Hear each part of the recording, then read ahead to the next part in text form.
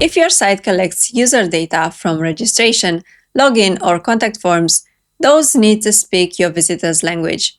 But on a multilingual site, translating form text from other plugins can be pretty tricky, unless you use the right tools. Hey there, I'm Carmen, and in this video I'm going to show you how to easily translate any WordPress form you might have on your site for free. No code, no rebuilding from scratch. You'll get to translate everything visually, right on the page, and even use automatic translation. Before we jump into translating, let me quickly show you my setup.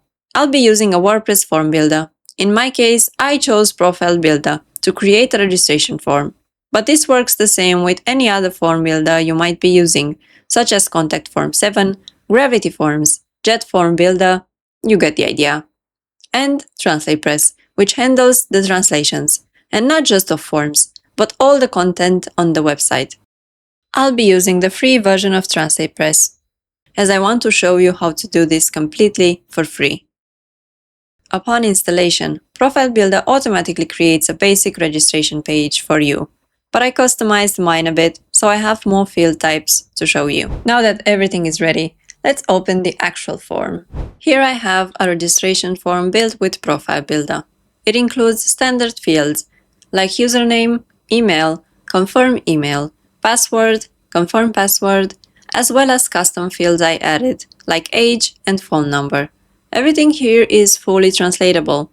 All we have to do is add our additional language now and start translating. Go to TranslatePress, Settings, and choose the language you want to translate your forms into, and click Add. Just keep in mind, the free version of TranslatePress lets you use just one extra language. If you want to add more than one, you'll need the Pro version. After that, I'm also going to enable the floating language switcher, so visitors can easily change languages on the front end. I won't customize it now, but if you want to dive deeper into this, I have a dedicated tutorial on the channel for it. If you want to save extra time with your translations, simply enable automatic translation in the dedicated tab. TranslatePress AI will instantly translate up to 2000 words for free, and with the Pro version, you can unlock automatic translation for a lot more content. But for the sake of this tutorial, I'm going to leave it disabled, so I can show you how the manual visual translation works step by step.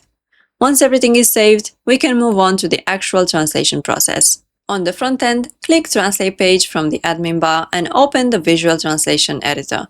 Here, we are able to translate everything manually, but you can also edit existing automatic translations if you've enabled them in the previous step.